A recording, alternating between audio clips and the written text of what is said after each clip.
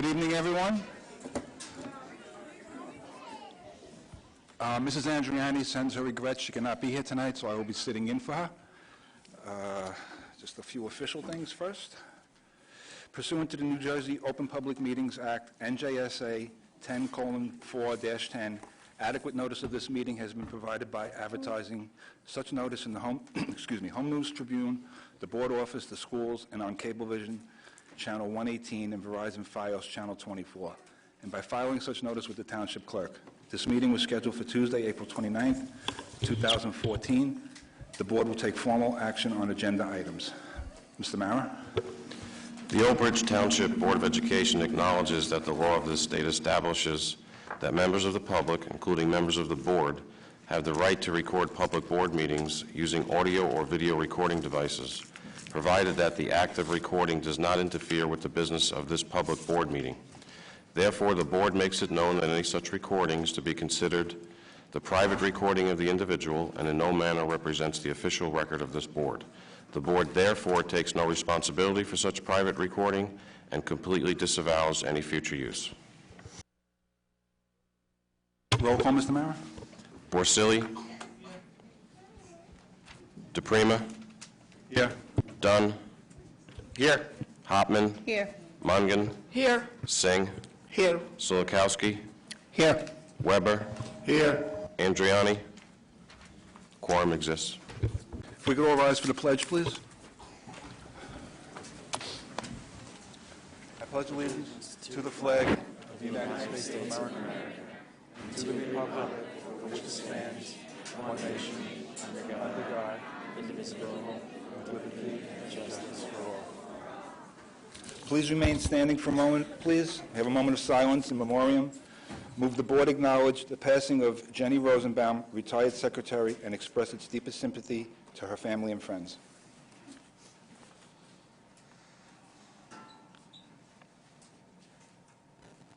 Thank you. Please be seated. Do I have a volunteer to read the Code of Ethics this month? I think it was supposed to be me, so we're going this way. Rich, would you like to read the Code of Ethics, please? Sure.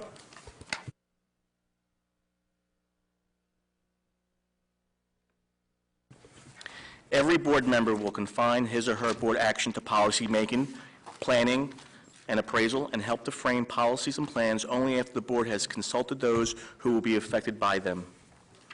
Thank you. To those who don't know, we added this, I think it was last month. It's just a reminder to everybody and to ourselves why we're all here. Mr. Mara has some administrative changes. Okay, and all the board members on their agendas, they reflect all the administrative corrections and changes. Anything that was different from the agenda meeting has been either highlighted or in bold. Copies of the administrative corrections are out there for the public. Thank you, Mr. Mayor. Okay, we'll move on to approval of minutes. Mr. Mara, roll call. I'm sorry. Can I have a motion to approve the minutes? Mr. Singh, was that Mr.? Okay, Mr. Weber and Mr. Singh. Any discussion? Roll call, Mr. Mara? Borsili? Yes. DePrima? Yes. Dunn? Yes. Hopman? Yes. Mungan? Yes. Singh? Yes. Sulikowski? Yes. Weber? Yes. Motion passes. Okay, first thing we have is a special presentation. Students from Grissom School and Mr. John Ticcio will recognize Ms. Donna Kibler. Mr. Ticcio, please.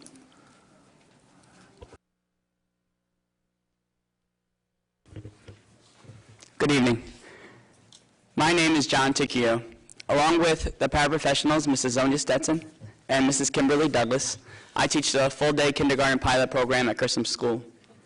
We've heard a lot about full-day kindergarten from board members and administrators, from teachers and parents, and from concerned citizens. But tonight, we hear from the most important group, our students.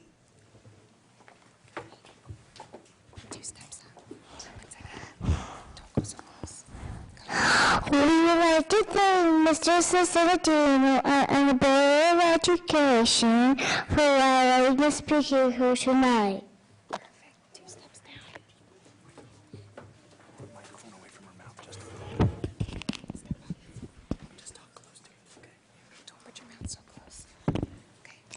Full-day kindergarten has been a lot of fun. 2 steps down. That way. 2 steps up. 1, 2. We work hard and we play hard too. 2 steps. 2 steps. 2 steps. We like green books and learn the weed. We like green books and learn new rules. Good girl. 2 steps down. 1, 2.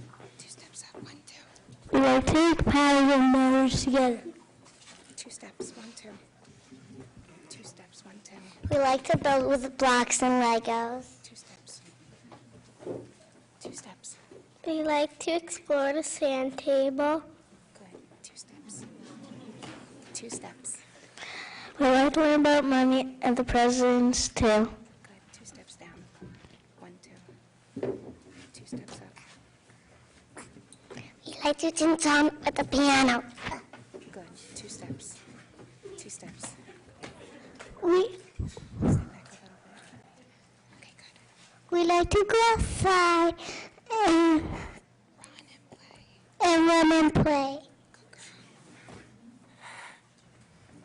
None of these fun times would be possible without the help of Miss Kibler.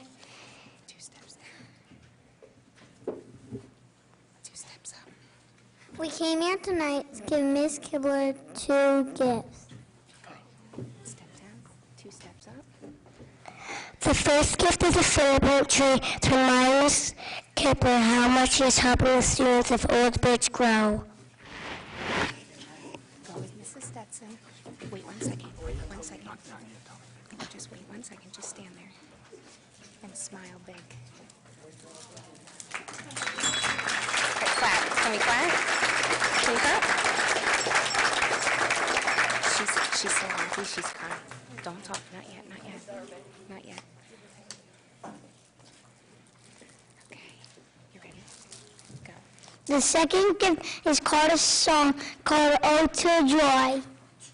Good job.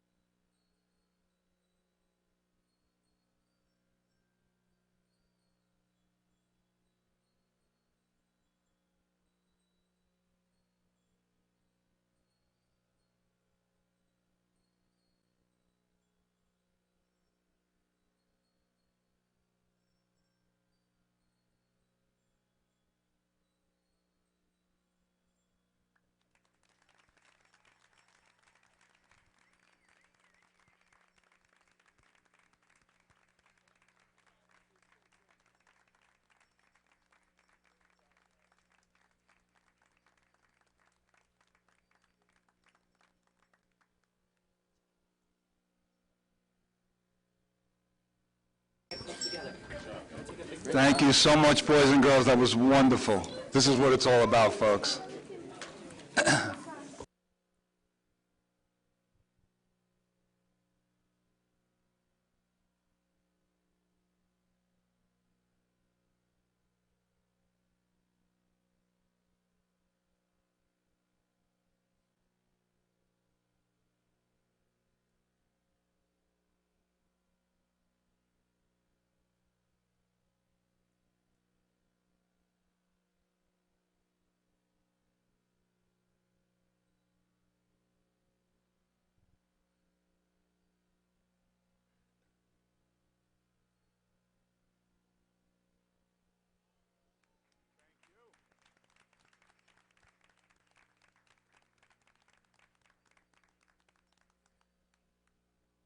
Great job, everyone.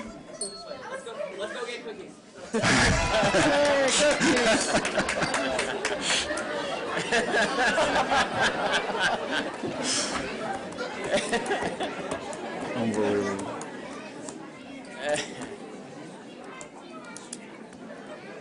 Okay, thank you, boys and girls. That was wonderful. I think Ms. Kibler has some words. I'd really like to thank Mr. Tikio, Dr. Rico, and the kindergarten children from Grissom School. This was a wonderful honor to be celebrated by these children.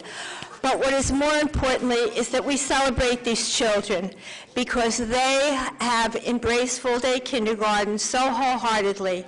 We need to celebrate their accomplishments because they have embraced full-day kindergarten as their arena for learning. They're learning to learn, and they've done a spectacular job.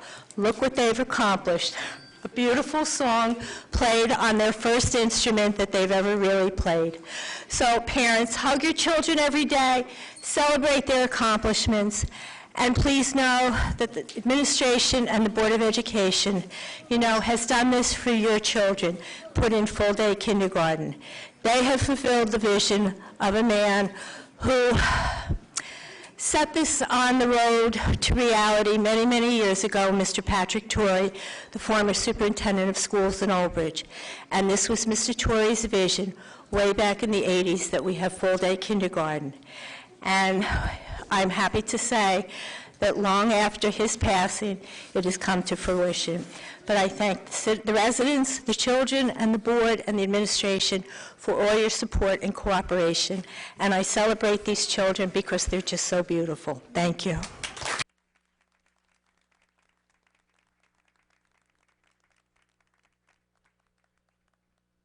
Thank you, everyone. Next thing is recognition. I'd like to invite Mr. Cittadino to the podium to proceed with the recognition.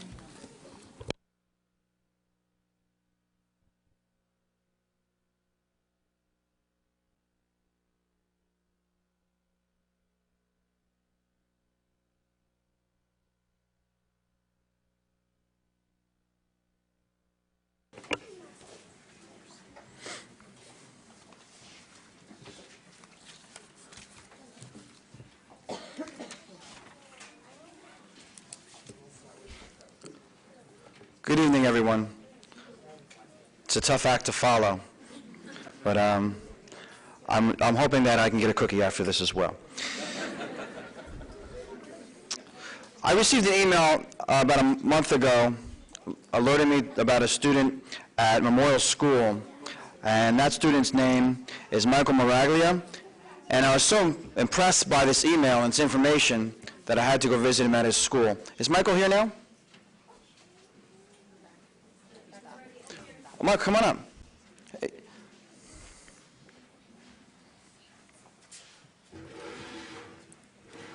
You can stand right here. All right. So, if you don't know Michael, Michael is a phenomenal student at Memorial School, but he's also an athlete. Michael, what do you play? Football. He plays football. What position do you play? Tight end. Tight end. And he's quite a football player, but he's not here today to be honored for his prowess on the gridiron. He's here because Michael was selected out of one of 35 students in the nation out of 50,000 applicants to be selected as a Pop Warner All-American student for his high GPA. So he's putting it together in the classroom and also on the field. There were students from the region. He was the only student selected from our region, which includes New York, New Jersey, Pennsylvania, Delaware, and Maryland. So out of 50,000 applicants, he's one of 35 in the nation, and we're very proud of that accomplishment. Thank you, Michael.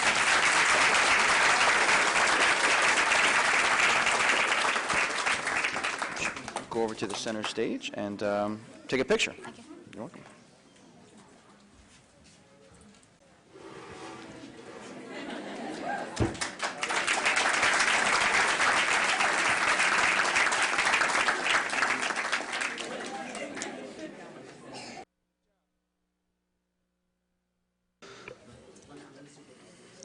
At this time, I'm going to ask Deidre Kubicki, Assistant Principal at Jonas Salk School, to join me at the podium. Move the board to commend the following Jonas Salk Middle School students who were crowned Tri-County Champion of the Greater Middlesex County Wrestling League. We call the boys up. Get up, boys.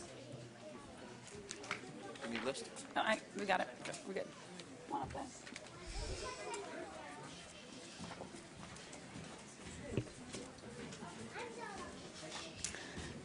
Good evening.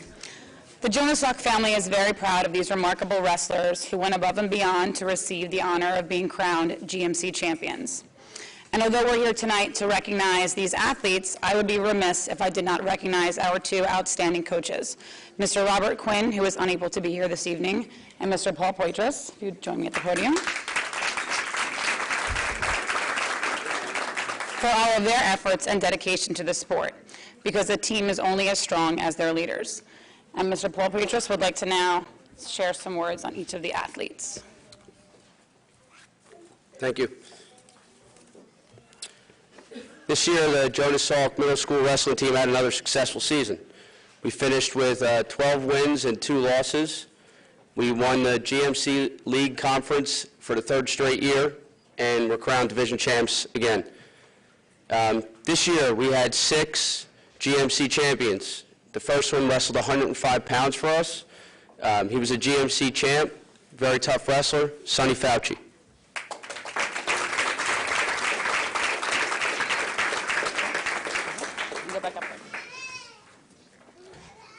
Next was our heavyweight.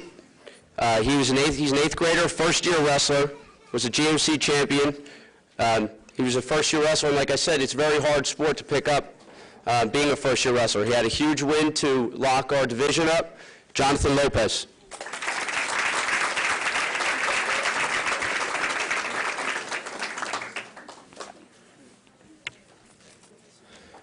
Next, this boy's a 7th grader.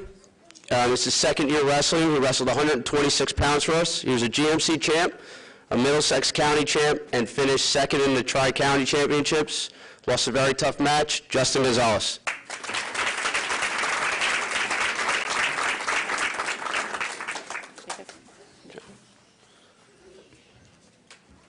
This next boy wrestled 170 pounds for us. He finishes as a 2-time GMC champion, a 2-time Middlesex County champion, and finished 2nd in the Tri-Counties. Good luck in high school, Tyler Hogney.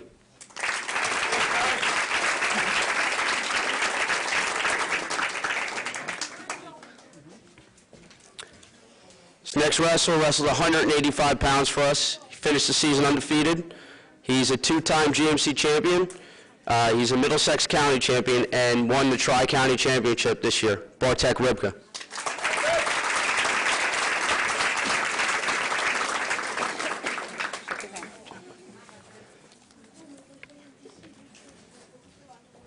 Okay, this next boy wrestled 90 pounds for us. He finished his Jonas Salk wrestling career with 50 wins and 4 losses. He was a Salk MVP this year. He was a 3-time GMC champion, a 3-time Middlesex County champion, and this year won the Tri-County Championships. Michael Boddy.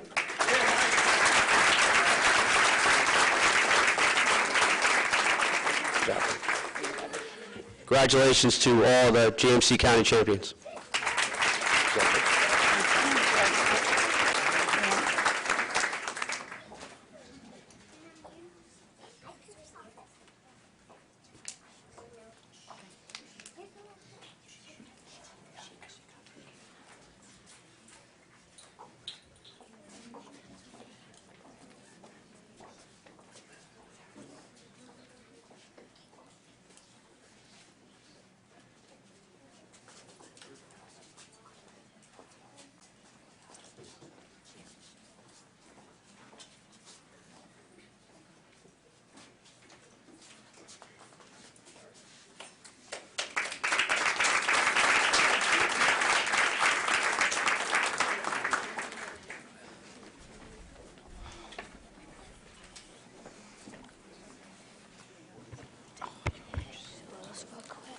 The next item under recognition comes from Carl Sandburg Middle School. If I can have Principal Joseph Maranzoli please go to the podium.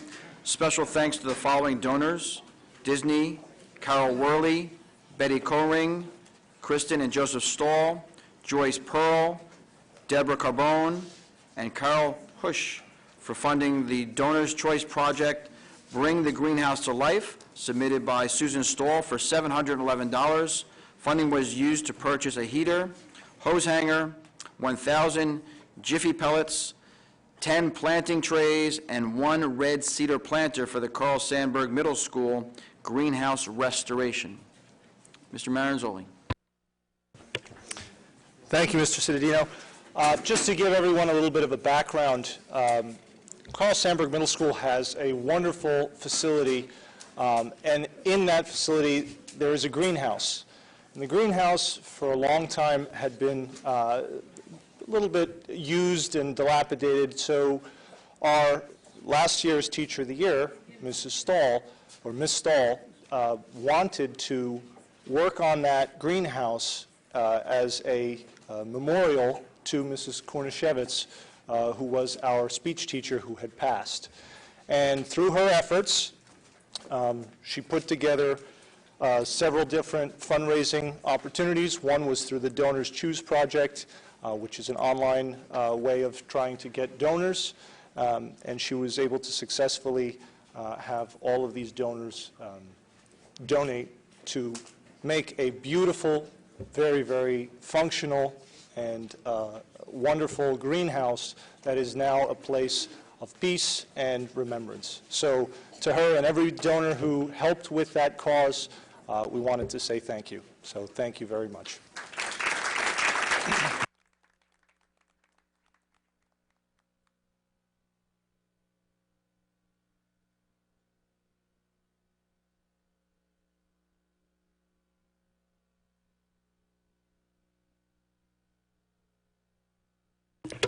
Okay, one more recognition, everyone. If you don't know, I am the chairman of the Food Service Committee, and I'd like to call Ms. Michelle Feliciano up to the podium. She's our Director of Food Services. Recently, we recently had a Future Chefs competition, and I think Michelle is just going to say a few words about it and bring our Future Chefs up. These are the names if you need them. Let me read the names. Well, just say what you were going to say. What was it? I don't know who's here. I kind of coaxed Michelle to do this. This was last minute, so I'm just flying off the cuffs here. Real quick, what our Future Chefs competition is, this actually starts back in December. I send out blank recipe cards to all the elementary schools, to the 4th and 5th grade students. They in turn submit a recipe. This year it was for a healthy sandwich. One winner was chosen from each elementary school to compete. They competed on Saturday, March 22nd. They were placed on a team with one of my employees and a high school culinary student. So the high school culinary student and one of my employees helped the student create the recipe that day. They made 75 to 100 tasting portions. We had judges, so we had 11 teams, and we chose a winner from that day. Our winner is here, Madison Pastor from Cooper Elementary School. You're going to do the certificate after. Come on up, Madison. In addition, not only did Madison win on that day, Sodexo actually does this event all across the country. We had over 286 school districts nationwide. So once the winners are chosen for all those school districts, the regional finalists are chosen. So Madison was also chosen as a top 35 in the country. So today I actually went to her school and we presented her with a Kindle Fire and a $100 Amazon gift card for becoming regional. So, and just a quick note, I mean, this is a long, I work on this all year, but I could not have done this without the help of my employees. Everyone pitches in that day. It's all volunteer. They come in real early in the morning. They work till late in the afternoon. Same thing with the high school culinary students. They help us as well. So I just want to say a big thanks to them. I'm not sure who is here, so I'm going to read, do you want me to read the names? I'm going to read the names. If you are here, come on up. I'll start with the elementary school students first. Cameron Gray from McDivitt.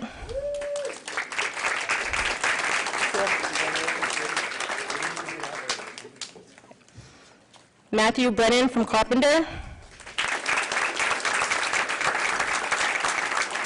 Erin Picard from Shira. Adam Araki from Southwood. Maiko Fisco from Voorhees. Julia Nadjaran from Cheesequake. Zena Zafar from Madison Park. Emily Labor from Memorial. Emily was actually our winner last year. Ben Strew from Shepherd, and Bradford Wallace from Miller. Want to wait right here?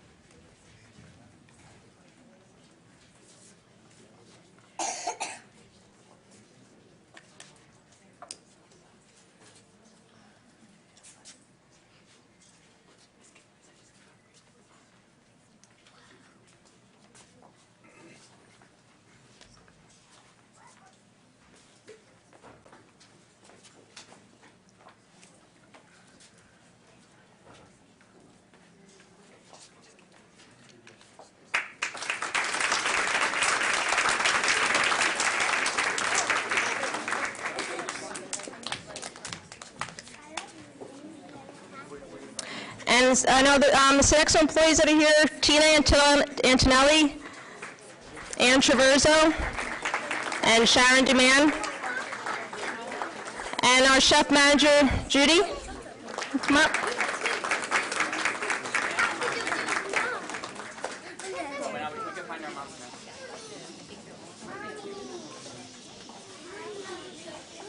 Over here. Stay with me. Stay with me.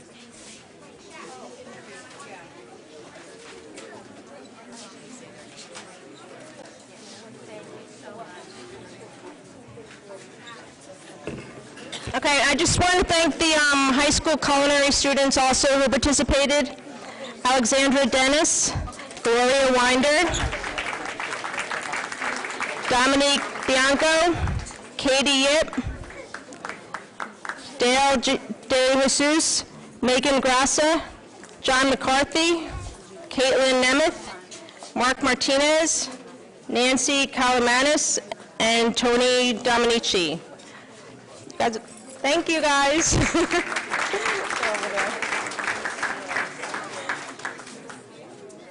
Thank you, Michelle, and all the students involved. When I was in 5th grade, I really didn't care about healthy foods. I commend you guys. Great job, everybody. Okay, we're going to move on with recognition, so everyone knows after we complete recognition, we'll have a little break for everyone to leave if you don't want to leave in the middle of recognition. So all of our students have an audience. That would be greatly appreciated. If I could have Ms. Fazio come to the podium. Move the Board of Education to recognize Nathaniel Feldman, Old Bridge High School senior, for earning his rank of Eagle Scout with the St. Ambrose Troop 129.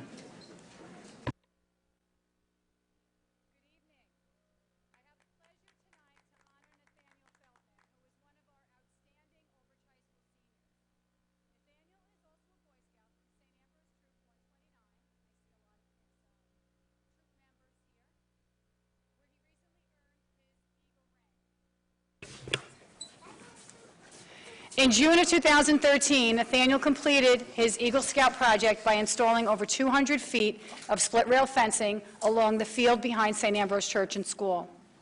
This installation provided not only beautification to the area, but protection for the children who used the playground and the fields. Nathaniel also built and installed 2 benches for the spectators to sit and watch the field events. Let me tell you a little bit something about Nathaniel. Academically, he currently holds a 5.2 GPA. He's ranked 11 out of 739. He is a member of the National Honor Society, the Math Honor Society, the Science Honor Society, History Honor Society, Tri-Am Honor Society, and reminded me today to include the French Honor Society, right, Nathaniel? His accomplishments do not end with his impressive academic record or his community service. He also plays several instruments and has been a member of the Old Bridge Marching Knights for the past 4 years. I am also proud to announce that Nathaniel will be attending Boston University in the fall to study mechanical engineering. Congratulations. He was very happy about that accomplishment. May I have Mr. and Mrs. Feldman up here for a second, because I know that Nathaniel wants to share this with his parents. So Nathaniel, you are the epitome of a Boy Scout. You are trustworthy, you are loyal, you are helpful, you are friendly, you are courteous, you are kind, and you are cheerful, always cheerful. On behalf of the Old Bridge High School Administration, the Board of Education, we congratulate you on your Eagle Scout. Congratulations. You're very, very You're very welcome. Congratulations. Thank you. Congratulations very much.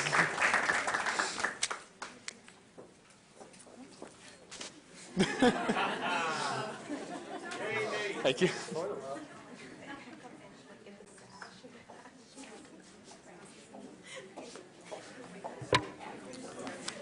Okay, our last recognition, last but not least, move the board to recognize Cameron Gray, a fifth grader at McDivitt Elementary School, for receiving the AAA Outstanding Safety Patroller Award on April 24th down in Bordentown, New Jersey. It was a terrific ceremony.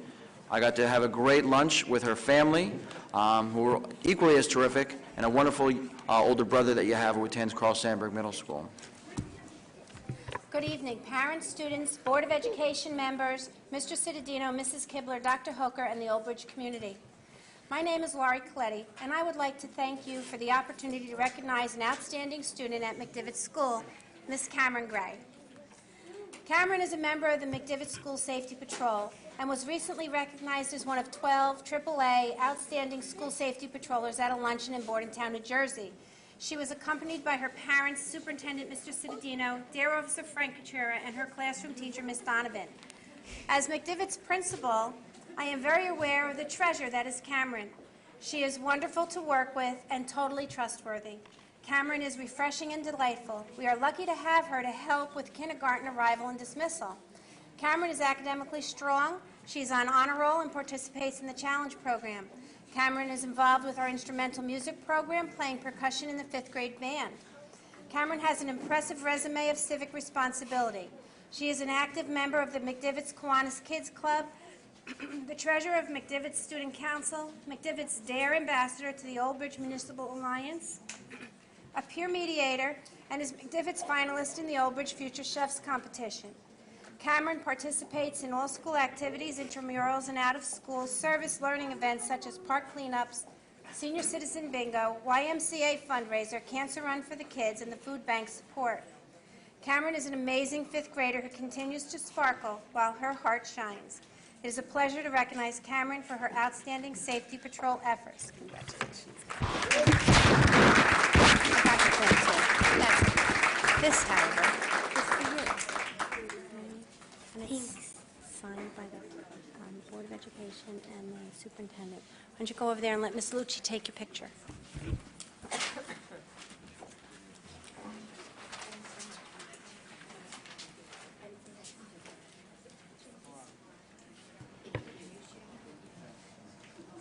I was telling Ms. Coletti when we met the other day that in Old Bridge, we don't bestow upon the safety patrollers a rank. So some of the students who were there that day, and there was only about 15 from the entire state being honored, were called up as lieutenant, captain of the safety patrol. And I leaned over to Cameron and I said, well, what is your rank in the safety patrol? And she said, in Old Bridge, we don't have ranks. So I took a spoon and I tapped her on each shoulder. Cameron, why don't you tell everybody what your new rank is on the safety patrol? Okay, shout it out. Chief. Cameron is the chief of our safety patrol. Thank you, Captain.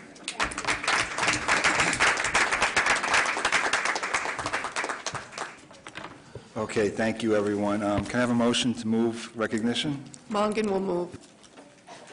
And a second, please? Dunn will second recognition. Mr. Mara? DePrima, Yes? Dunn, Yes. Hopman, Yes, congratulations to all. Mungan, Yes. Singh, Yes. Solikowski, Yes. Weber, Porcelli. Yes. Motion's passed. I don't see our student representative, Chris Simone, anywhere. I will tell you why you don't see Chris Simone. Okay. Because Christopher Simone, I'm just trying to get the location. Chris is in the GMCs right now for the relays for track and field in South Brunswick, and he's competing representing the school district, and that is why he could not be here. But he asked me to pass along some tidbits of information about some of the activities going on at Old Bridge High School and in the community. He's very proud to report that Old Bridge High School took in 80 pints of blood in their recent blood drive on April 22nd. I'm going to tie this into my superintendent's report. And he wanted to let everyone know, as I want to let everyone know, on May 1st, we'll be having a lacrosse game. Old Bridge High School lacrosse will be competing against Scotch Plains Fanwood Raiders at 7 p.m. at Lombardi Field. And all proceeds, including the sales of these excellent T-shirts, will go to assist Stephen Bartlett, a sophomore at Old Bridge High School, who is battling stage 4 Hodgkin lymphoma, and I'm very proud of the entire community how they're rallying together to support him at this time, and him and his family. So it would be great to have as many people there as possible. I do know that May 1st is also the Arts Festival, and that was scheduled prior to this. But there's a special reason why we chose this game against Scotch Plains Fanwood. The goalie from that team is also a cancer survivor who just came back this season in his fight for cancer, so we thought it'd be a great inspiration for Stephen to have these two teams play. And that will be rain or shine, that game. May 1st at 6 p.m. is the Arts Festival at Old Bridge High School. That'll kick off in the gymnasium. And then May 4th will be the SEPTA Field Day for any of our special needs families. It's a great day to get out there and partake in activities on Lombardi Field, and that'll take place from 1 to 4 on Sunday, May the 4th. And never too early, June 21st is the Relay for Life in Old Bridge. That'll take place at Lombardi Field at 6 p.m. Any questions about those items?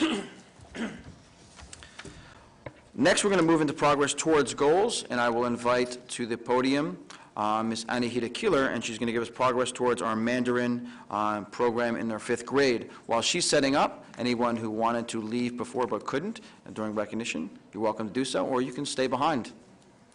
Thank you.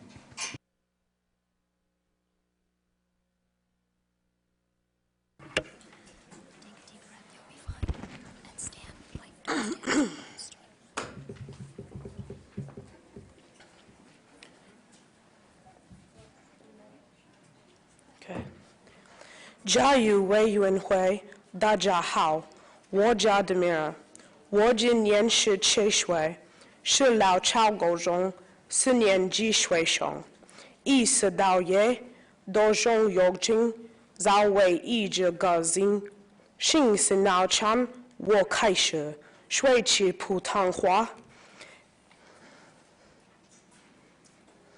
很多人问我，那天亲自前手球，这里中国天我里之外，为mention我有学普通话，我下学期天是因为是无意认讲普通话，是讲英语，认识是背，由于高手楼，我拿大师，是快乐。是大少少，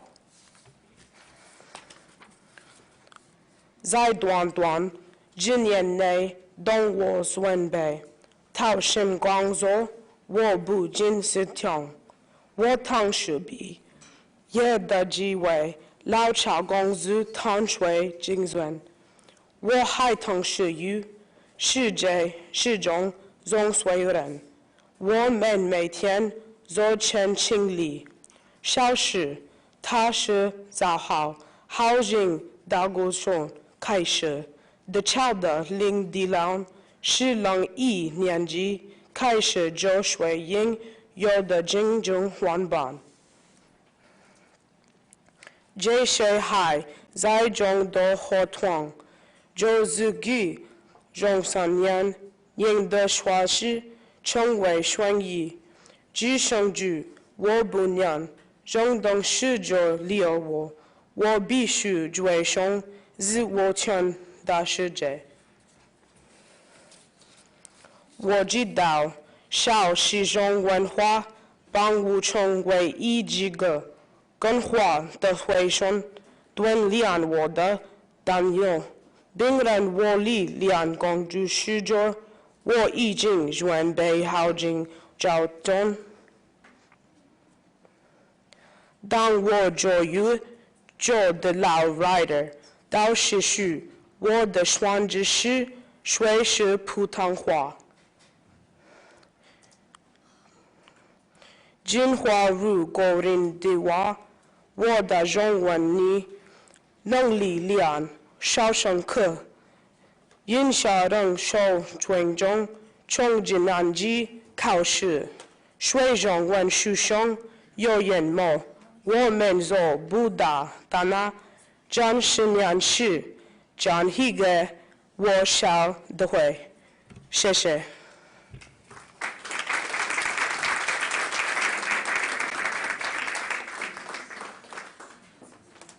Thank you, Demira, and I apologize. For some reason, the very last slide was supposed to say, if you were impressed with what Demira can do with just 4 years of Mandarin, imagine what she could have done if she had learned it in the first grade. And I truly appreciate it, Demira, despite your fractured leg, ankle, which just happened over the weekend, and all the other stressors of applying to Rider, being accepted into the community house that she just found out she was accepted into. Thank you.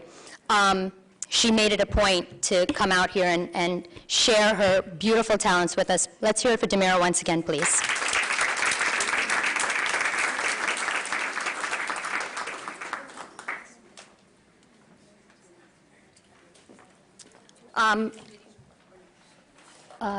Yes, in just a minute. I was trying to make the point that Demira has been studying Chinese for only 4 years with a variety of teachers who have come and left our high school. And this year, thanks to the board's foresight, we were able to implement a 5th grade Chinese program that has impacted over 700 plus students district-wide. The funding came to us through an application that I applied for from College Board and the Hanban Agency in China. And our students were able to learn Mandarin Chinese starting in the 5th grade. They learned a bit of culture, they learned a bit of language, and I would like to share a short video with you. Thank you to Ms. Walsh, Mr. Kajewski, and his fantastic students who were able to go down and videotape a little something for us and share this with you. I just wanted to let you know that the reason Chinese is so important, and just as music is, it's a language that engages an alternate part of the brain than the regular traditional Western languages. And by doing so, it expands those thought processes that we can then use to improve overall learning. More importantly, as I had mentioned in our World Language Honor Society last Thursday, employers are not just looking for people to speak in a different language. They're truly looking for people to embrace different cultures, and that is what Mr. Lee has done for our 12 elementary schools. And I'm hoping you get a little bit of a taste of that through this video. So again, I appreciate it. And as a final thought, Old Bridge has been selected as one of the first schools to have been selected to participate in the same guest teacher trainee program again next year. And as I am currently working out the logistics of housing and transportation once again, I'm very pleased and happy to say that the College Board is once again offering us a guest teacher trainee for absolutely free to come and teach once again to all our 5th graders. I find this to be a phenomenal resource and a phenomenal program that we must continue in our school district. So once again, I thank you.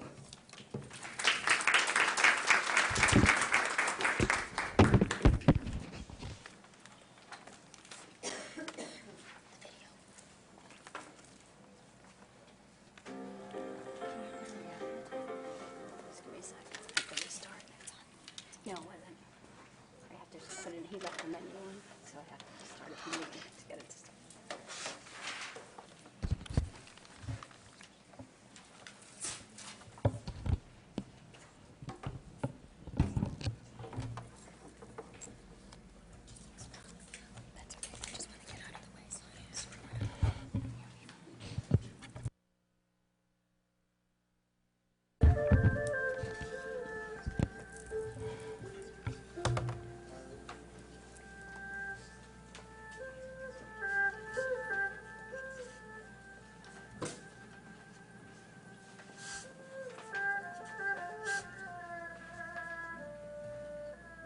1 week, one time. Every day different school. My class is half an hour. So far we have learned introduce yourself, and I'm American and Chinese, and the numbers and colors and something about Chinese New Year. I not only teach the kids the Chinese language, and also I teach something about Chinese culture, buy some video and do something. I'm a paper cutter, Chinese paper cutter. I learned paper cutting from my grandma since I was 6 years old. So I also teach the kids do some paper cutting artwork. In the future, maybe the next topic is family. Yeah, we will teach other kids the family members, and my family project is we're going to make a family book. Yeah, the kids very nice. The kids enjoy it. You know, teaching here and teaching China is different. Here, I think the big difference is usually makes class very funny. Yeah, and make more communication with the kids. But in China, it's different. In China, sometimes just the teacher speak, and the kids just listen, and no talking. That's big difference. You know, I think here is better. I like the teaching here because kids have questions and they need to know something. They can ask the teacher, and this is very good way of communication. But in China, maybe we lack of this. I think for not just for American kids. You know, in China, the young kids in elementary school they learn English and learn something about English culture. I think that's very important to everyone to learn something, learn another language, and learn some different culture. Yeah. Well, the children have really loved having Mr. Lee come in. He comes in every week, and he always has fun, hands-on activities for them to do, which they really thoroughly enjoy. I think that they enjoy it because the Chinese language is a little bit more challenging. They not only have to learn how to speak the language, how to understand it, but they're also learning the symbols, and they're doing a great job, so it's been a very positive experience. The children absolutely love it. They took to it. I was surprised that they took to it right away, and that they have such good accents, and that they love Mr. Lee.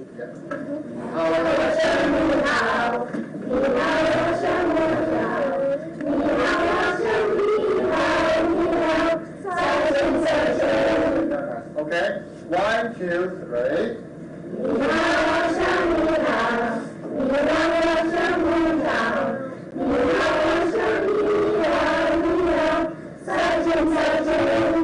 I think that it is a very good introduction to a different culture and a very difficult language, and that it can help them in the future, and that if it could be continued, it would be a real plus for them.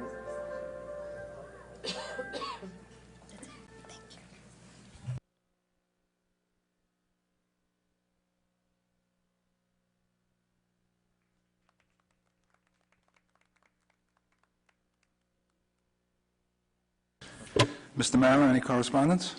No correspondence. Okay, moving on, special committee reports. I guess we'll start, Mr. Basili, anything? No, I don't have anything at this time. Mr. Dunn? No. Mrs. Hartman? No, nothing at this time. Okay, I had, real quick, I did have a food service athletic complex events meeting on March 26th. The main thing, there was representatives there from the PTSA, the high school PTSA, PTA President's Council, and the community. The main thing that was, I think, taken away from the meeting was PTSA has to have a little better the PTSA needs a better communication to them regarding schedules and spring sports. Is home field Lombardi or Geic? It's all things that are relaying to the operation of the concession stand, I guess. They are being worked on, and that's pretty much really it on that. I did attend the curriculum and technology meeting in place of Mrs. Andriani. One thing that was very impressive, I don't know if anybody knows what the GarageBand is. It's an app on the iPad where our music students are writing their own songs, and I thought it was just amazing.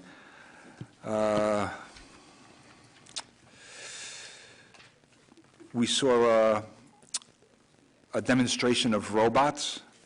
Apparently, robotics is another big thing in this school that is taking place, and that also was very impressive. And that's pretty much it on my end. Going down, Mrs. Sulikowski? Yes, I was at the same meeting with you, and we discussed curriculum end of it, and I'll go over it a little bit. Okay, that was the first meeting that was videotaped officially by the board, or Mr. Marrow, our board secretary, set it up. We have a video camera in the chamber right now, and I have a copy of it. And the whole setup is that little by little, all these meetings would be videotaped, and a copy would be distributed to all the board members and the administration, and hopefully a copy at the public library so the public can view these to see what's really going on, because not everybody could attend all these meetings. So I do have the master copy here, and I will ask our TV studio to make copies up for all these people on the board. They're very, very cheap. I guess blanks cost only 75 or 80 cents. Also, we discussed robotic STEM education, which took most of the meeting. And right now, we currently have a robotics pilot program at the senior level and a fourth marking period in the astronomy section. And we had a youngster, his name was, I have it written down over here. Okay, Peter Fotis. He came in, I want to thank him again on TV. He came in and demonstrated on the projects that he worked. What he did is he came in with 3 different kits. We have about 4 or 5 different kits at the science classes. Right? Robotics basically is a cross between technology and the industrial arts or engineering. The teacher that came in with him, he also came up with a proposal that he would like to see a program established at the high school level within the next couple of years from freshmen through seniors.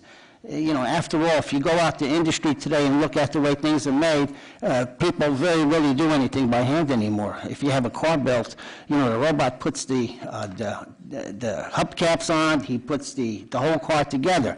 We basically sit there and control the computer to do all these things.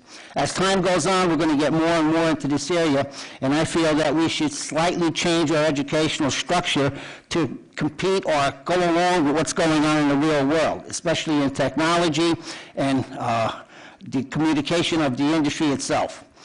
LEGO is willing to come in and train our staff with these particular programs. Right now, we also have at the kindergarten level and at the elementary level where kids are actually working with Legos, building blocks, and building things. And it gives them an insight of how things are put together. So we have to start at the bottom level and work up. Like I said before, I like to see education change a little bit, go more into technology and engineering, because this is where the rest of the world is going.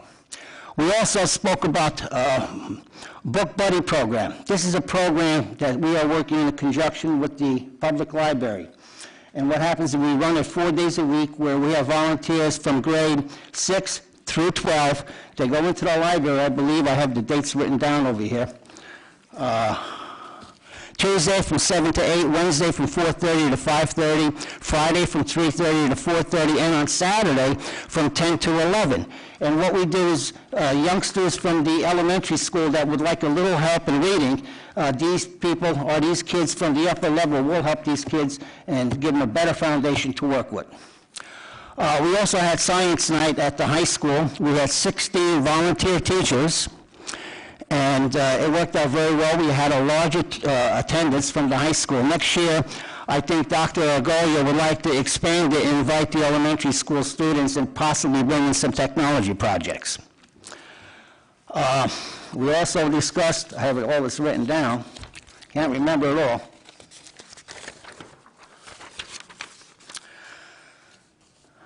Okay, elementary and secondary school counseling grant for 2014. We received a grant for $1.2 million that will be dispersed over a 3-year period to help our guidance counselors at the elementary level. We also discussed the PARCC testing, which we already, I believe, completed. I believe the state is giving us several weeks to do this, and it was a pilot program. They're not going to count the test, but they want to see how it goes. possibly our director of, not our director, but our superintendent in charge of curriculum can explain a little about this because she knows more about it than I do. The park. All yours. Park, you want me to talk about Park? Okay. Park is a new testing program that is being implemented next year. Old Bridge was very fortunate to be able to participate in the field testing a week or so ago, and it went well. And it was very fortunate that we had this opportunity because we got to experience firsthand how it operates, what some of the glitches are, and how best we can move forward with this in preparing our students for the testing as it becomes the way to assess our students next year. I just want to clarify one point. Mr. Sulikowski, we applied for that $1.2 million grant. We have not been awarded that grant. The deadline was yesterday that we submitted the grant, and it was verified that they received our application. I apologize for my, I guess, miswording it. Accepted. Okay, no problem. Thank you. Also, we had advanced placement courses discussed, number of enrolled students taking standardized testing. Other districts pay for their students to take the AP test, and according to what I read over here, the district is paying very little. Our enrollment numbers in our AP classes are high and always increase with leads each year. I want to thank everybody for listening to me, and that's my report. Thank you, Mr. Sulikowski. Mrs. Mongan, anything? Well, the Negotiations Committee has had 2 meetings and will be having a 3rd meeting in May with the Old Bridge Administrators Association to negotiate a successor agreement to their contract, which expires in June. Thank you. Mr. Singh? I don't have anything at this time. And Mr. Weber? No. Okay, excuse me, Roman numeral number 14, facilities use. Move the board acknowledge the schedule of facilities usage request. And on to hearing of the residents' agenda items only.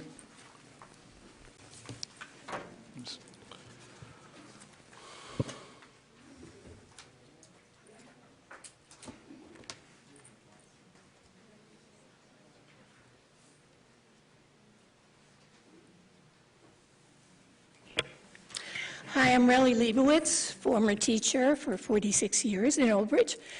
I notice on the list of teachers who are out for health reasons and have been granted or will be granted leaves.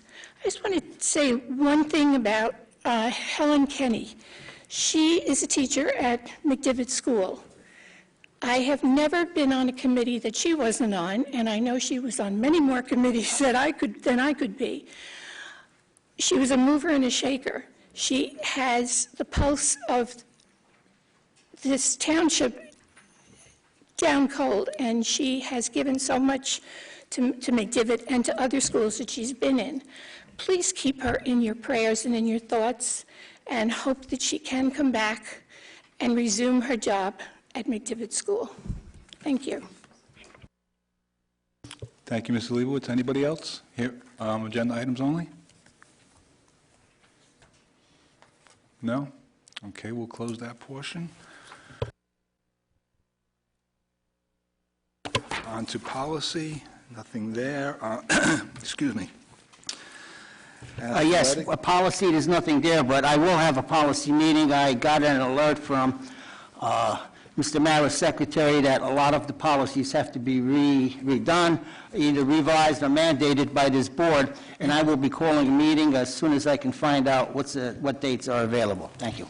Okay, thank you, Mr. Sulikowski. I have a motion to move athletics, please, items 1 to 2. Mongan will move it. And a second. I'll second it. Any discussion? Mr. Mara, please. Dunn? Yes. Hopman? Yes. Mongan? Yes. Singh? Yes. Sulikowski? Yes. Weber? Yes. Borsili? Yes. DePrima? Yes. Motion's passed. Okay, curriculum, items 1 to 11. Can I have a motion to move, please? Dunn will make a motion, items 1 through 11. Second? Okay, I would like to separate number 3 for discussion, please. Okay, any other separations? Okay, And separation, discussion and separation, for voting purposes. what goes first? Do we vote on the others first, or?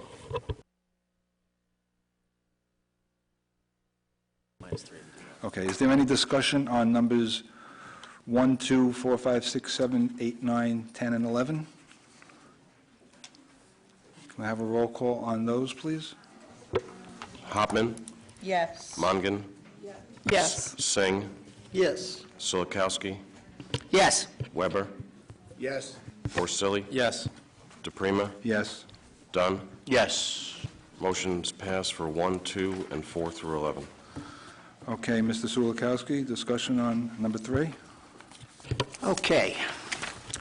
Okay, being the chair of the curriculum committee, I was involved with curriculum, getting to understand a little more each day of what's being taught in our school system.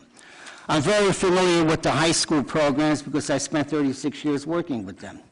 The elementary I picked up quite well because I had one of my grandchildren go through the system, and I got involved with that, and we have an excellent elementary school system over here. I think we're doing a phenomenal job. I give the teachers a lot of credit, the administrators. Our kids are doing very well. We're putting a great foundation together for these kids to survive later on in life. Getting to the middle school. As far as I'm concerned, possibly next year, the curriculum meeting, all these things that we're voting on tonight would be discussed in segments, little by little, and the superintendent in charge of curriculum would say, we're going to be placing these items on the agenda. And what are your recommendations? That didn't happen this year. So what I would like to do is, at the middle school level, I would like to see more basic skill programs for these kids that are struggling going through the system. English as a second language. I mean, parents are calling me up and saying that their children are having difficulties composing paragraphs and writing. English, language arts, I would like to see more input into that area. Mathematics, a must. I mean, the state is going to come down on us and they're going to say, hey, we have to get more time into mathematics classes. They're in there right now for 42 or 43 minutes. And the sciences. After all, the entire universe revolves around these areas that I just spoke. I would like to separate the middle school curriculum, have a meeting with Ms. Kibler and the committee before I vote on this, because I can't vote on it the way it sits right now. There are too many dark areas in this particular middle school curriculum. I won't vote on it. So I'd like to separate this entire section until the next meeting. Discuss it with Ms. Kibler, the curriculum committee, make a copy of the video, give it to the rest of the board members before I vote on this. Again, I would like to see more mathematics at the middle school level. Thank you. In other words, I want to table this. Okay, can I have a motion to table number 3?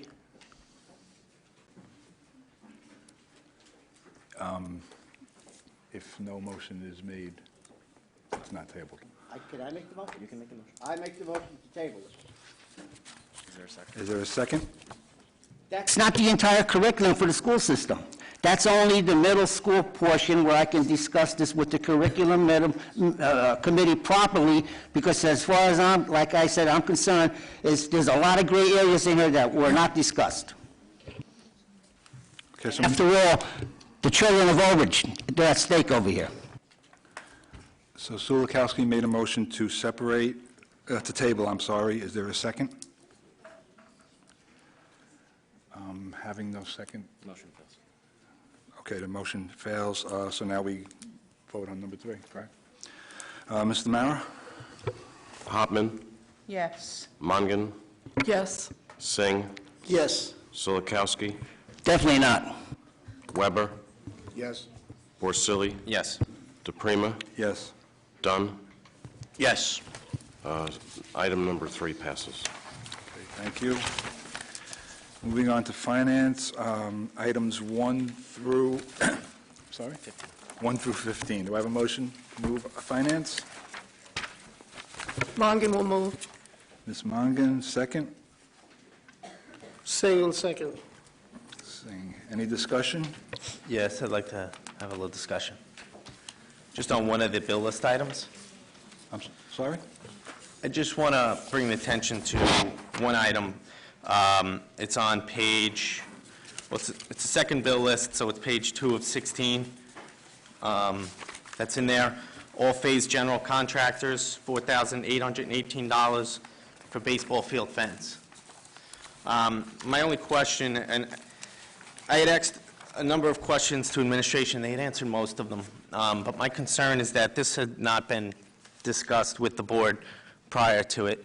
From my understanding, what this is that we needed to put a fence around the on-deck circle. My understanding is that it was a flaw in the design, and that the on-deck circle was put on the outside of the dugout fence. By law, you cannot have in any youth organization children outside that fence while a batter is up. So my understanding is that there is options, right? The first option is probably what we've been doing, and I'm not certain what we've been doing, but assuming is that we don't have batters on deck. They wait in the dugout for their turn at bat, right? And then they get up at bat, okay? This is a brand new field. We spent a significant amount of money on it. Whether you love it or you disagree with it, it's a beautiful complex, and I think we should be proud of what we have. But I think that we should stop there. To me, this is an upgrade to the facility. I think at this point, we continue on the way that we've been continuing on. I sit through many committee meetings, such as curriculum, and teachers, supervisors, administrators, they come to us with requests, sometimes for textbooks, because our textbooks are out of date. And we question it, and we scrutinize it, and we prioritize. But yet, when we're looking to make an upgrade to a brand-new baseball facility, we don't question it. So my concern is, why wasn't the board approached that this was going to take place and that we were going to invest more money into this field, when I think that we should be investing in textbooks? Can anybody answer, Mr. Basili? I would recommend that if the board, in consultation with Mr. Parton, wants to go after the designer of the field, that would be the way to go to recoup these fees. To sit back and say, well, let's keep on doing what we're going to have. If we find that it's a safety issue, I assure you the bill for any litigation for a child getting hurt with something that we identify as a safety issue would be much more than $4,000 for a run offense. Well, I understand the argument. I'm sorry. I understand the argument of the safety issue. But the safety issue is only when a coach is careless and allows a batter to go outside of that fence, which could also happen with an on-deck circle, okay? Just because it's a fenced-in area, the batter can take the bat and say he's going to warm up behind the batter's box, okay? So what the rules would state is that that player does not leave the dugout until it's his turn to bat. You know, we've spoken at, earlier on in the year about setting goals where we want to make sure that every decision that we make benefits every child in this district. But this is benefiting less than 1% of our students. It's not benefiting our softball players or our soccer players or our lacrosse players. Goal number 5. Goal number 5 is student safety. I have a question for Mr. Mayor. Is this fence has been installed? All right, so at this point, the contractor wasn't part of any of that discrepancy, so I would vote to approve it. However, I would strongly encourage us to recover the money. I have a question. The field has been in operation over a year. This safety concern just arose. I mean, the designs had to be approved. They were approved and the field was built while I was the business administrator. And why wasn't this concern addressed before the turf was put down and while it was in the design phase? I mean, I'm sure before anything work was done, the district signed off on the plan. So, that's my question. And if it is a safety, if $4,000 pays for a little more safety, then I have no problem with it. It's not a major renovation, but I just don't understand why it's coming up now, so much later, when they had a whole season of baseball and it didn't come up last year. Can I just make one more comment? I'm sorry. To your comment, Mr. Cittadino, goal number 5 is safety. I completely agree with that, okay? We've been playing on this field with it the way that it is, and I assume that we've been taking safety into consideration and ensuring that those players do not leave the dugout. So I believe one of the options would be to remove the on-deck circle and just have a field with no on-deck circle. You understand what I'm saying? So then you don't have that option of that student walking out there and walking into an area that is not safe. So it's not so much where I'm arguing whether or not this should have been done. I'm more concerned with why wasn't this brought to the board's attention before we made the decision to move forward, when I believe that there were other options. Okay. Part of the reason is that this was brought to our attention, again, it's not an excuse my first year as superintendent. I wasn't in the ability to sign off on anything for that field when that field was built. So it wasn't in my position to approve or not approve that field. I couldn't tell you, I don't think there's a person at the dais who was in position to approve that field.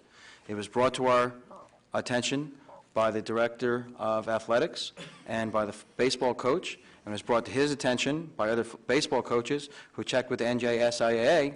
There has to be an on-deck circle for high school baseball. You can't have students not warm up and get ready to swing and just go out, ask them to go out and swing at a pitch that they haven't had the opportunity to warm up for. And you're not going to delay a game and give someone 3 minutes to take some practice swings before going up to hit the ball.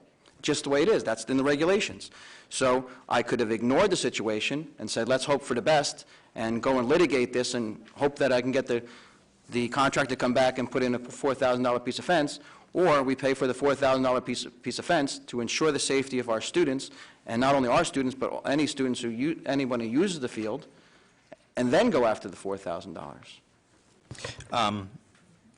I checked the NJSIA rules, and it states that a batter can be in a on-deck circle if it is a secured fenced-in area, or that they can wait inside the dugout.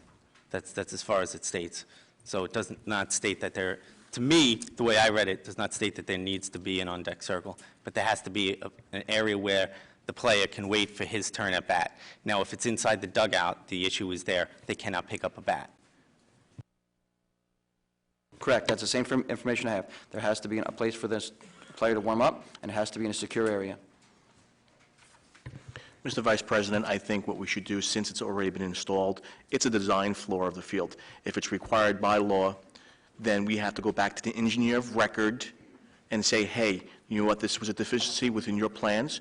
You gave us defective plans. Now we want recourse. We want reimbursement for this because it should have been initially developed, part of the grand scheme or the grand plan, and it wasn't done. So I think we have some recourse as a Board of Education to go to our engineer of record and say, hey, look, this is a flaw that was designed into the facility that you were hired to do. Now we want some sort of reimbursement, or we take it from other fees that he has going on right now in the district. So we do have recourse. I believe the fence has been installed already.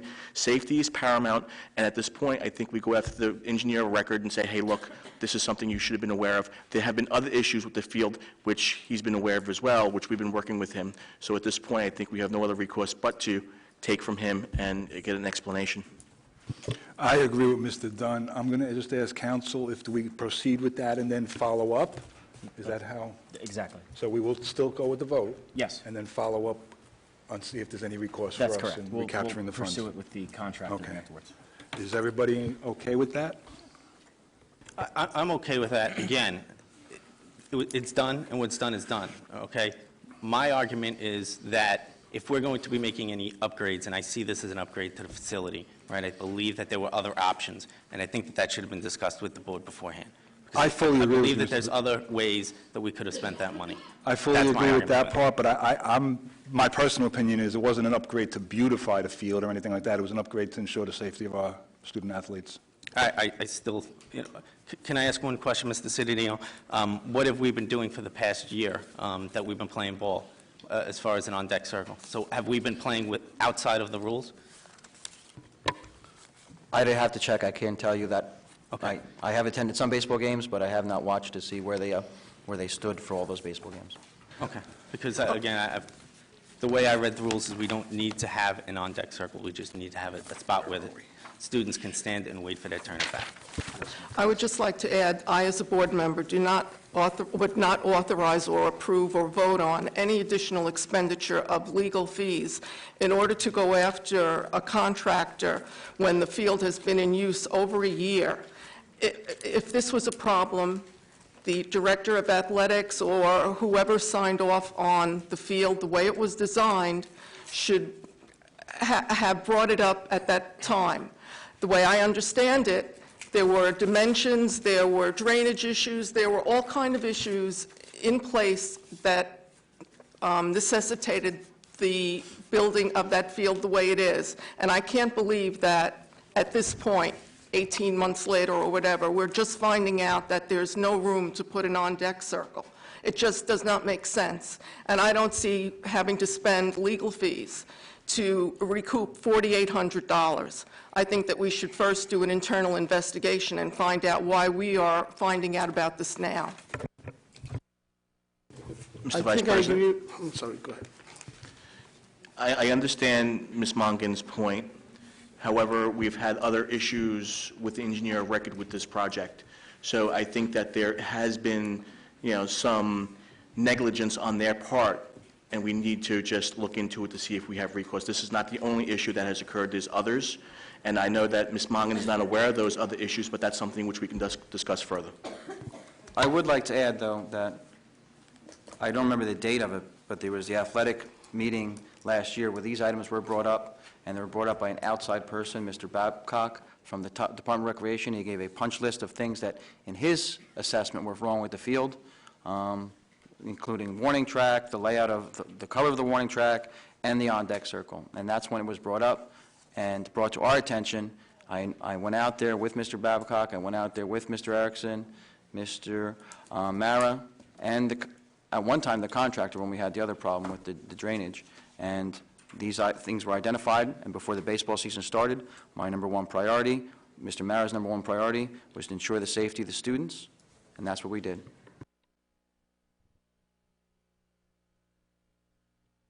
Okay, so I guess we're going to check. I think Mr. Singh Oh, wants to sorry, say Mr. something. I agree with Mr. Dunn, but I think if it's a safety issue, regardless of all the logic that we have, which is valid, we should go ahead and do this first, then we can go after whoever we want to go. This should be done.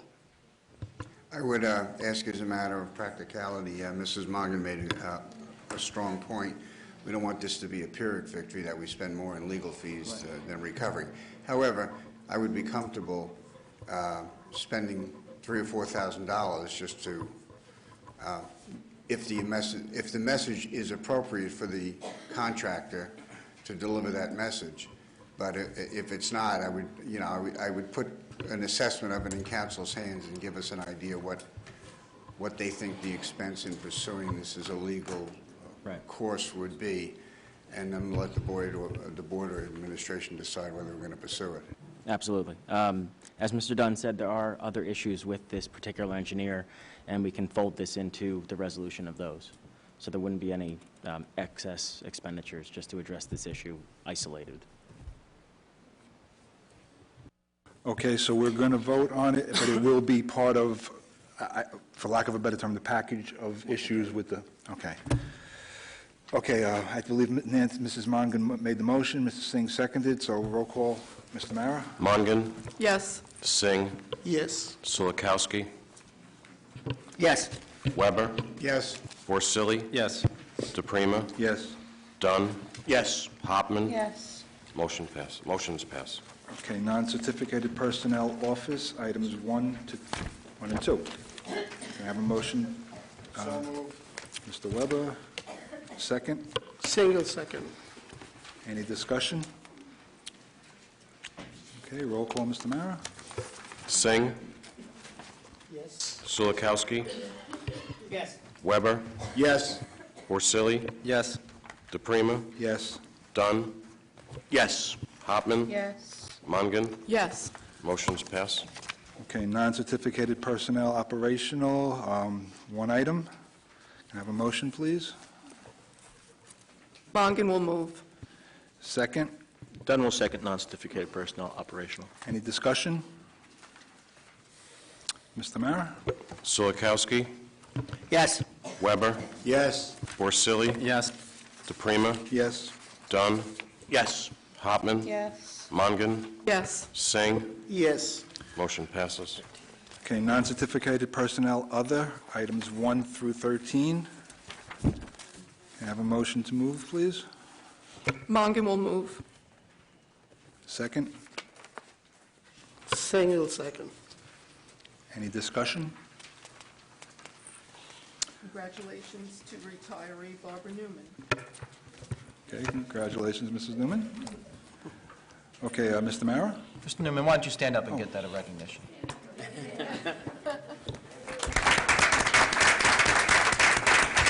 Thank you. Weber?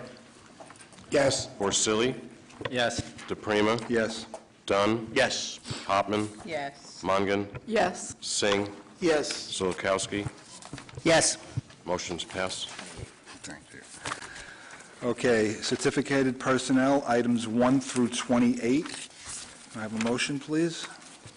Dunn will make a motion, certificated personnel, items 1 through 28. And a second?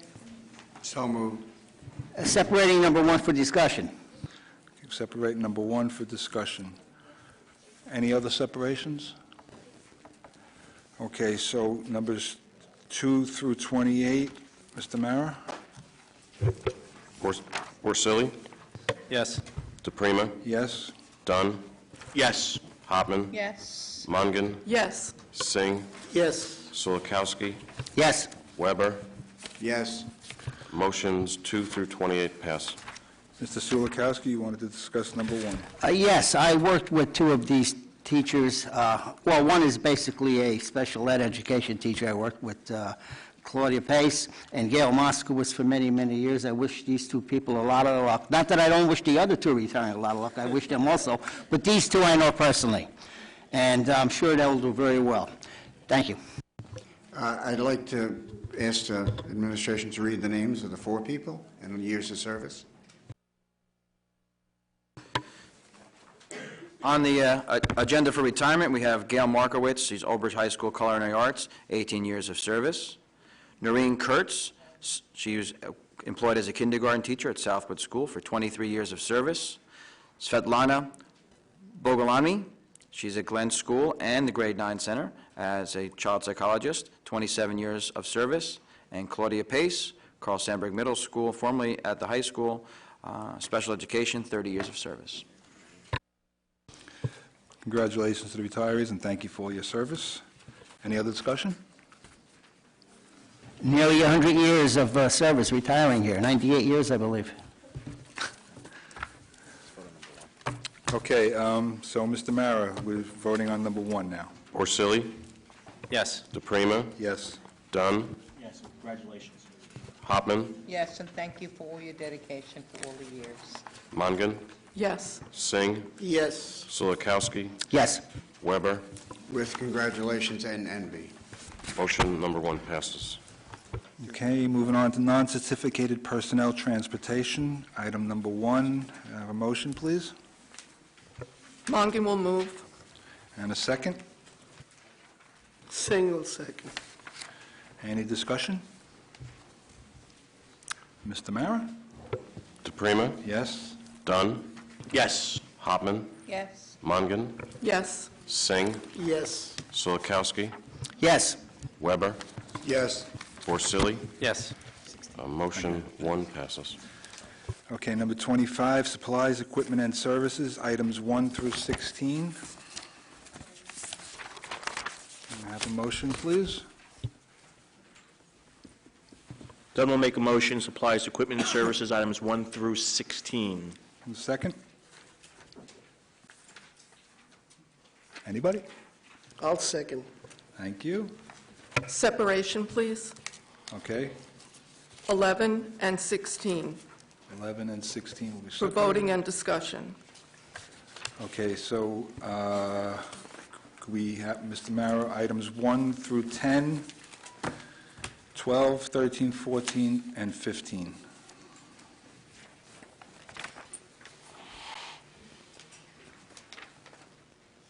Dunn, Yes. Hopman, Yes. Mongan, Yes. Singh, Yes. Solikowski, Yes. Weber, Yes. Porcelli, Yes. DePrima. Yes. So motions 1 through 10, 13, 14, and 15, 12, 13, 14, and 15 pass. Okay, Mrs. Mongan, you wanted to discuss? Yes, thank you. On number 11, they're not numbered or lettered, but I would vote for all of the cooperatives with the exception of Hynella.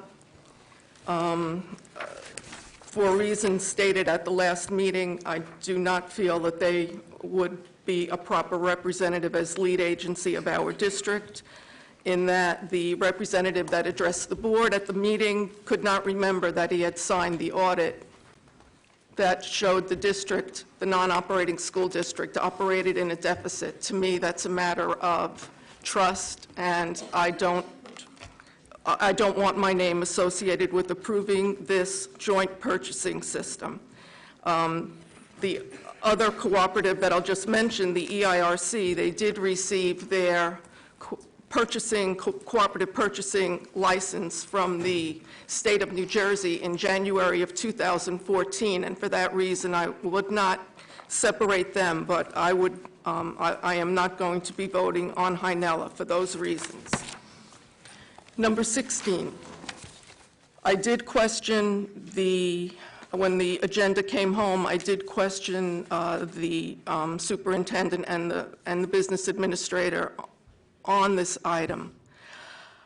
My concern is that why wasn't air conditioning for the 6 classrooms at Southwood School included in the original proposal to provide full-day kindergarten? It was stated last September that to accommodate the full-day kindergarten, that the preschool disabled children would be moved to Southwood School. And I did question the fact that the area is not air-conditioned.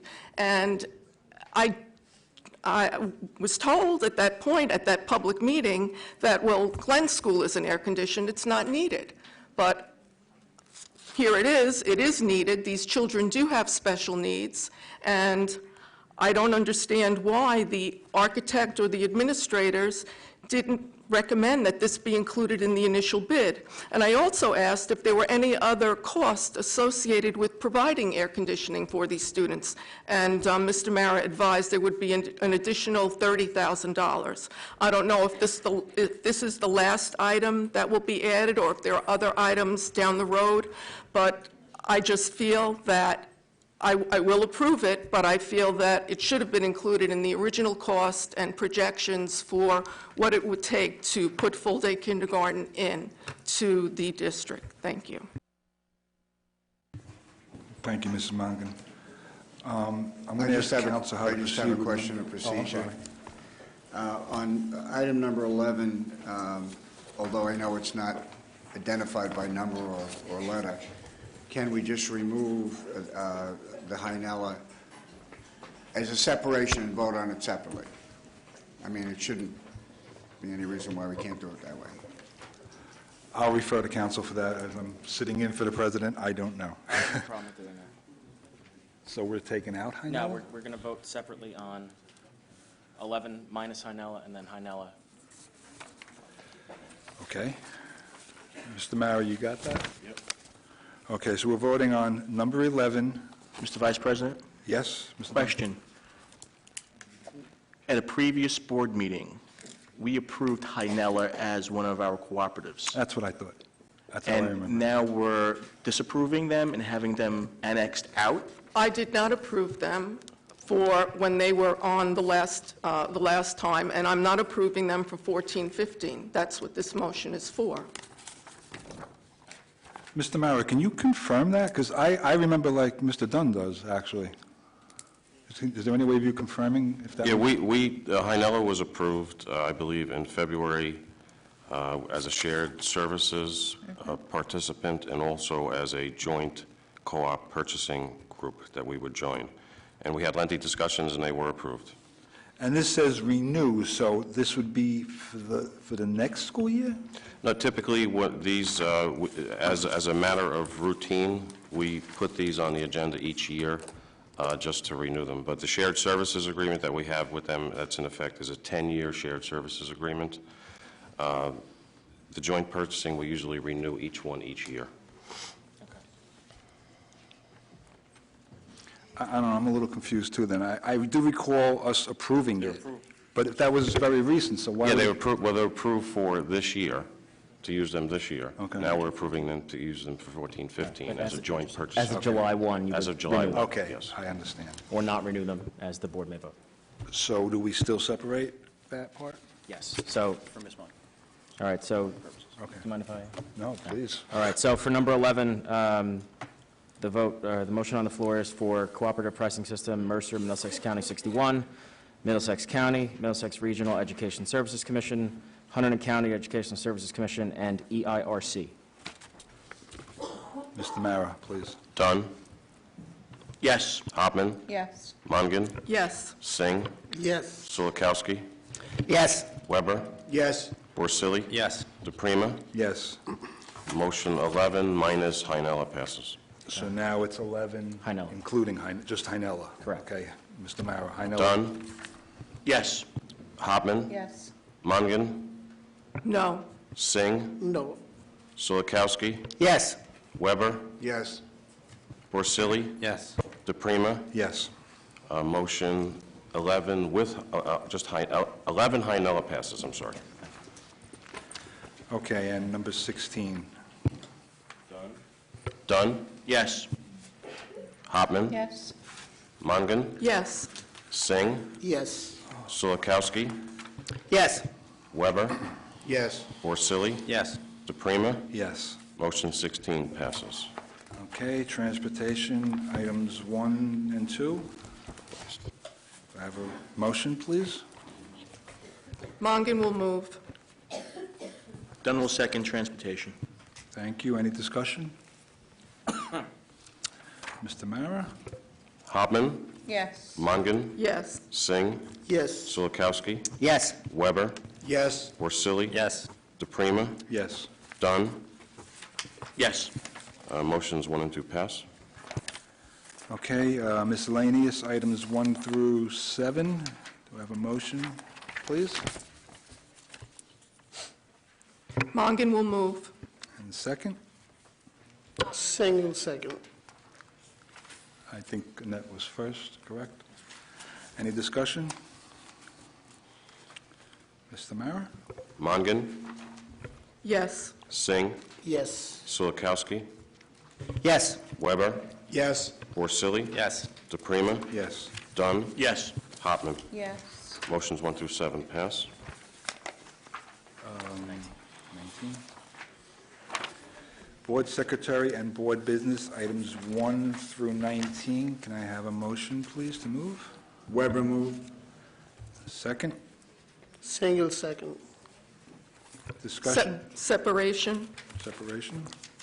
Number 16. Number 16, we separated. Any other separations or discussion? Okay, Mr. Mara, items 1 through 15, 17, 18, and 19, please. Singh, Numbers 1 through 15? Yes. Oh, okay. Sulikowski. Yes. Weber, Yes. Borsili. Yes.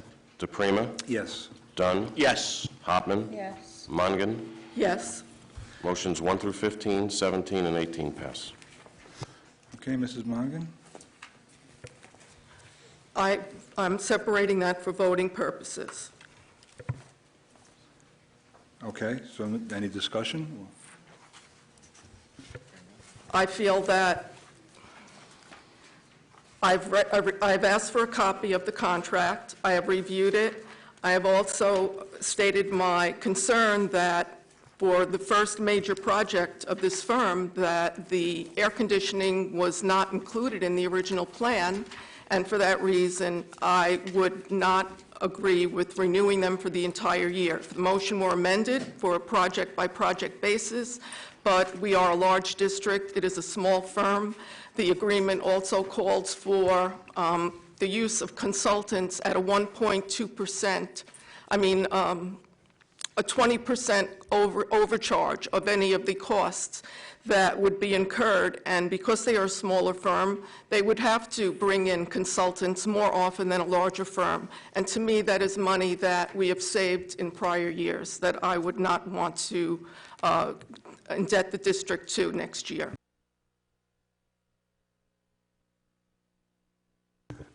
Council, do we vote on that, or am I put, oh, okay. Okay, Mr. Mara, vote on number 16? Singh, I'm sorry. Yes. Solikowski, Yes. Weber, No. Borsili, Yes. DePrima, Yes. Dunn, Yes. Hopman, Yes. Mongan. No. Motion 16 passes. Okay, hearing of the residents on any school district issue? Anybody? Okay, old business, colleagues? Nobody? New business? I have one quick new business. I don't know if everybody's aware, but the Old Bridge Town Council has challenged the Old Bridge Board of Education to a charity softball game. Any money we hopefully raise will be allocated to the Relay for Life. Relay for Life will be there at the game with a table trying to sign up new teams or whatever they want to do, they're welcome to. The game is tentatively scheduled for June 7th at 10 a.m. at either Lombardi Field Baseball Field or Geik Park, depending upon the availability of our field and depending on how far our baseball team goes, which looks like they're having a fantastic year this year, so they might be using the field, and they will take preference over us. But if you have nothing to do that Saturday morning, come out and, I guess, have a few laughs.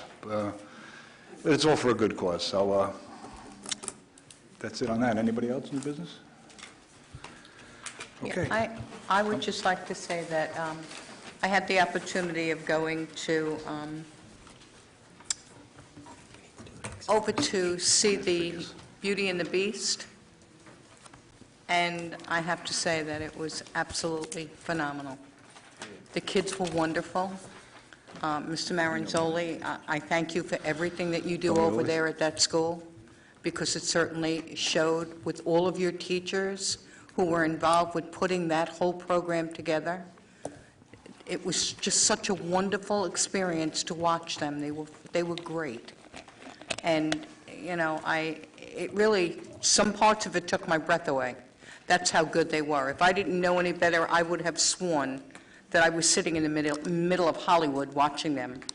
They were that good. And the teachers that helped put that together, you know, along with the parents that got those kids to where they are now.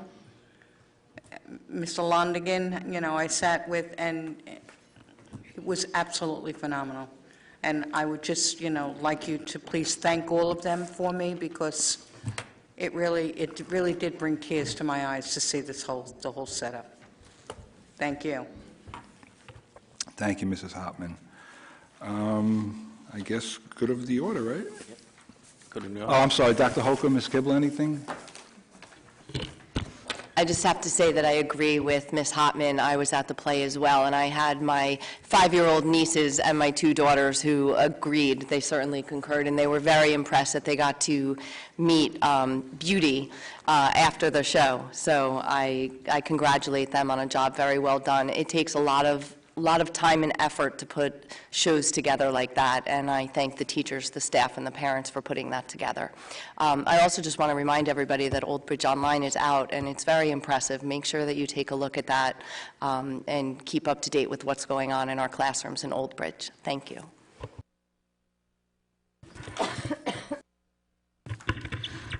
I would just like to remind everyone about the presentation of the Music and Arts Festival on Thursday evening at Old Bridge High School Gymnasium. There is incredible student talent in this district, and it is going to be showcased so beautifully under the direction of Mrs. Keeler and Mrs. Nee and Mrs. Thatcher. They've done an incredible job of putting the music portion together, as well as the art department. There'll be representation of artwork from all our schools in the district. So please come out and see the incredible talent that has been nurtured by the staff of Old Bridge. Thank you. Mr. Basili? Yeah, I just want to echo some of the comments regarding the Sandberg play. It was amazing. It's just amazing when you go out and you watch the show and you're kind of looking at the stage and you forget that you're watching middle schoolers, because they certainly don't look like middle schoolers up there. They're just phenomenal.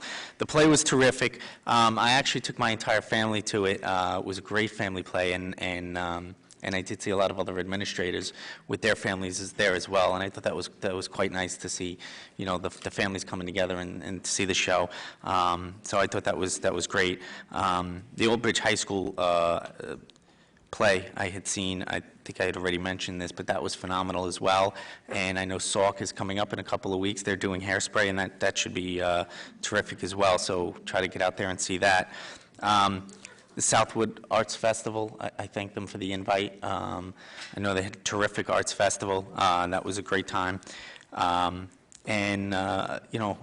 As Ms. Kibler said, I encourage everybody to get out to the Music and Arts Festival. The unfortunate thing is, Mr. Cittadino did mention, it's the same time as the lacrosse game, so I'm going to try to see if I can get a little bit to both. So I encourage you to support the lacrosse game as well. Mr. Dunn? Good evening. I would like to just remind the public that our budget process comes to an end next week, which is Tuesday, May 6th. This board will be deciding the 2014-2015 budget, and we need to, let the public needs to let us know how they feel. We need to hear input. Right now, as far as I'm concerned, what I hear, that there's many board members who may not be voting for the 2%. So I'm asking and appealing to the public to let us know what your thoughts are, because the public are the ones who have to fund the 2% increase. So it's coming to a culmination, it's coming to a head at this point, and next week is do or die. The administration had to take the necessary steps within the last month or so to put on notice employees that they may not be renewed because of the budget issues here in this district. And I am asking the public to please reach out to your elected officials who have the obligation to make decisions on behalf of the educational system here in Old Bridge. Let us know what your thoughts are. As individuals, we do have one vote. There are 9 votes up here. So I'm appealing, please, let us know where you stand. We want to hear from you, because we will be making that decision. And at this point, as far as I know, there are still many board members who haven't made their mind up. So if the budget passes, we move forward, we continue with all the wonderful programs we have. If it fails, there'll be some real deep cuts in our system, and that may put us back to 2 years ago. So I'm just asking everyone, please think about it. Email us at our email addresses. Let us know what your thoughts are, and hopefully we can make a good decision come next week. Secondly, the kindergarten students. They were the blast. They were the show tonight. They're the ones who stole everything, and I think that it's wonderful to see Mr. Ticcio and everyone who has been participating in the kindergarten program, that things are going so well, and it's just splendid. It's just absolutely amazing, and this Board of Education has given the power and the tools and the resources for a full-day program, and if that's any evidence of what the results are going to be, that's going to be fantastic for the school district. So with that said, there's a lot of things going on that's great in this district, and we want to continue that. So please come out next week, Tuesday, May 6th. Let us know your feelings, and hopefully we'll make the right decision. Thank you. Thank you, Mr. Dunn, for reminding everybody about the budget meeting. Ms. Hartman, anything? Nothing? Okay. Mr. Sulikowski, go to the order. Yes, I would like to acknowledge the accomplishments of all the students in the recognition portion of the program. And again, I would like to echo Mr. Borselli's comments. He's absolutely right. I was at one of the plays. And good luck to all the retirees again. I wish you a lot of luck. Thank you. Mrs. Mongan? I would just like to congratulate Ms. Kibler again for all her efforts regarding the curriculum in the district and the full-day kindergarten program. Congratulations. I don't expect any cookie, but Ms. Kibler, kudos to you. Thank you for doing great work. Mr. Weber? Yes, on Saturday, April 6th, I had the pleasure of hearing Cloud9, who gave a wonderful performance at the Old Bridge Public Library to a standing room only crowd, and we had some people outside as well. One of the things I find very interesting about the group, being slightly older than the players, is that Mr. Simmons has exposed them to a very broad spectrum of music which I don't think normally would have been exposed to, and they're amazingly accomplished at it and appreciative of it. So it was really, you know, a young lady sang an Etta James song. I don't know if you know, but she's fabulous. And this young lady was outstanding. I just have a question for Mr. Cittadino. It was my understanding, because our meeting is being held after April 30th on May 6th, that a number of those notifications had to go out because of contractual obligations, not that it was purely a related issue to the budget passing or not passing. Am I correct in that assumption? Well, it's a little bit of both. We can't finalize our staffing until we have a financial plan in place, and the financial plan is not in place until the budget is approved. The budget can't, and contractually, in Old Bridge, they have a better contract than statute regulates. Statute regulates May 15th to notify non-tenured staff of their employment for next year. In Old Bridge, it is May 1st. So because the official public hearing is beyond the contractual deadline of May 1st, we don't have a financial plan in place by that time, so we had to offer non-renewal notices for all of our non-tenured staff until we have a firm financial plan in place with the budget approved. But can I ask a question, Mr. Cittadino? The budget will be adopted next Tuesday, which I believe is the last day it can be adopted. There were no meetings scheduled since the tentative adoption, so I'm assuming there are no changes because we haven't met to discuss anything. So why are we waiting until the last day? Why wasn't the public hearing scheduled, say, this week, so that those notices didn't have to go out to staff to get everyone so upset? And I know a lot of people, it's very unnerving when you receive that notice letter. The answer to that is that we proposed a date for the meeting, and the board reviewed that date, and the board had no problem with that date. So you had the opportunity to object to that date at that point, and you did not, and we thought it was an acceptable date. It should have been brought out that because the date was the last day that these letters would have to go out. Again, when I met with the staff, I reviewed with them that and said that in the future we would hope to move the date prior to the May 1st deadline. Because in prior years, the budget has always been adopted at the end of March. This is the first year the calendar has changed to accommodate districts that have November board elections. That is correct, Ms. Mannion. Anybody else? I'd just like to add two quick things. Chris Simone is not here today. You know, he's the class president, and being a class president, you're elected by your peers, and I'm not sure how much they knew about him prior to electing him as class president, but he certainly lived up to that role as a leader in this school. When the information about the lacrosse game for Stephen Bartlett went out, to get that information out further using social media, Christopher put out a plea to his classmates to retweet his tweet about the information, and he pledged 10 cents for every retweet before midnight. That's winding up costing him out of his pocket $213.14, which is truly amazing. I know he also works as an intern for an attorney in Matawan, so I'm not sure if that's where he gets his money from or how he's going to raise that money, but he pledged that, and then several members from our Old Bridge High School staff and leadership also matched what he had done. So I'm really proud of this community and how it's coming together, rallying for a child and a family in need. So congratulations to the entire community and Chris Simone and the Old Bridge High School for selecting such a valuable leader. I did also want to commend Captain Robert Weiss. He is our liaison for the school safety program that we have here with our SROs and our special twos that we have in our schools.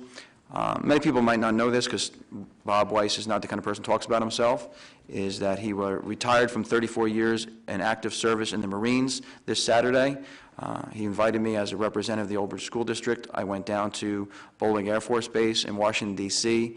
It was quite a ceremony. I don't think in my lifetime will I ever get a chance to see a ceremony like that. Representation from the White House came, from a President's Medal for him, from the CIA, and he also graduated from the FBI Academy in Quantico, Virginia. He really brings a wealth of information and central intelligence to Old Bridge, and many people don't know, when there's a national crisis going on in the world, he would go down with his unit and be stationed in the Pentagon. This was up until his retirement. He's a Chief Warrant Officer number 5, and if you know anything about the Marine Corps, right now there's only 40 out of 240,000 Marines in the United States. There's only 40 Chief Warrant Officer number 5s, and the joke was, if you have 2 in a room, it's like seeing a unicorn. And at the retirement, there was 2 Chief Warrant Officer number 5s in the room until he retired. So it was a great ceremony and quite accolades for a national hero and a local hero. So great, congratulations to him. Mr. Cittadino, I have one question. Could you reprise the dollar amount that Chris is responsible? Christopher Simone raised $213.14, I believe, and that's what he raised on his own for 10 cents a pledge. So who owes him 6 cents? I'm not sure of the amount. Maybe someone only made half a tweet. It didn't go through. $214.30. Okay, congratulations to Captain Weiss, as Mr. Cittadino said. In closing, there's so many good, I've said it so many times before, there's a new excitement in town. So many good things are going on, as echoed by my colleagues tonight, and congratulations to all the recognition recipients tonight. Please try and come out Thursday to either the arts fair or the lacrosse game. Both going to be wonderful events, and we're going to be going into closed session, so when we come back, it will just be to adjourn the meeting. So thank you all for coming out. And I forgot to say, I hope you enjoyed your summer. Mr. Cittadino will probably be tweeting tomorrow there's no school due to 4 inches of snow or something, but thank you all. I'm sorry, motion to go into closed session? For purposes of? Then we'll make the motion to go into closed session. Okay, it's for attorney-client privilege and contract negotiation. Rich, did you say it? Yes, I made the motion. And a second?